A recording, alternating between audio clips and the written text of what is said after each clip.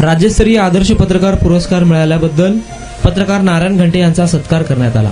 15 August स्वातंत्र्य दिनाचे औचित्य साधून दक्षिण सोलापूर तालुक्यातील कासेगाव येथील बॅरिस्टर बाबासाहेब भोसले प्रशाला कासेगाव 2002 बॅचच्या वतीने हा सत्कार संपन्न झाला। ट्रॉफी, शॉल, बुके देऊन नारायण घंटे यांचा सत्कार करण्यात आला। यावेळी सचिन पवार, हमीद शेख, श्रीशैल पांगरकर, रमेश काटकर, ज्ञानेश्वर ढेकळे, रुक्मेश काळे, भरत जाधव, सोपान चव्हाण, लक्ष्मण जाधव, ज्ञानेश्वर गाजरे यांच्यासह माजी विद्यार्थी मोठ्या संख्येने उपस्थित होते।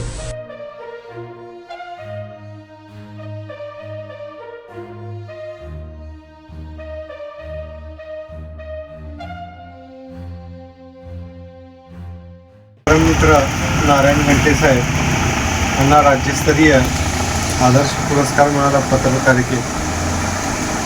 ज्यांनी निर्भीडपणे जनतेच्या समस्या ह्या आपल्या पत्रकारितेतून दाखवून दिला की पत्रकार कसा असावा, जो की समाजाचे प्रश्न, ज्वलंत प्रश्न समाजापुढे अतिशय उत्कृष्टरित्या मांडले आणि त्यातून समाज प्रबोधन कसं होईल याचंही त्यांचं एक मोठं कार्य असतं।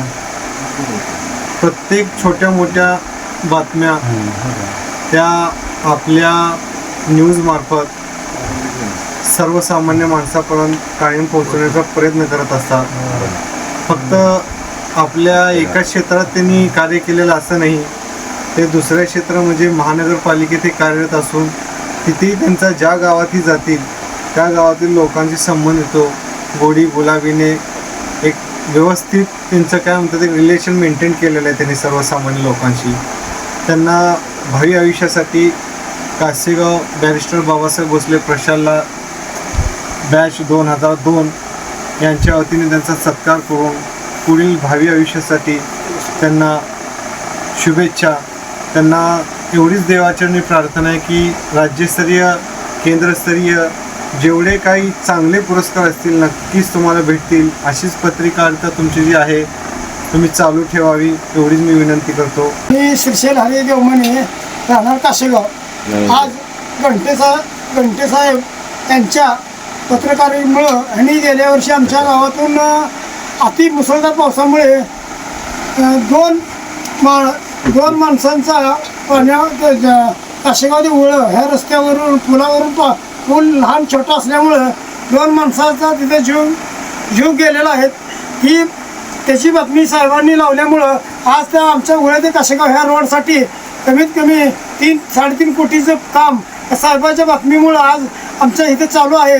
त्या कामाचं श्रेय आम्ही साहेबाची बातमी लावल्यामुळे आम्ही साहेबाला श्रेय देऊन असे यांच्या बातम्या लागल्यामुळे आमच्या गावात भरपूर कामं चालू झालेली आहेत। तर यांच्या बातमीनं आज त्यांनी तर आमदारांना किंवा कुठल्याही अधिकाऱ्याला किंवा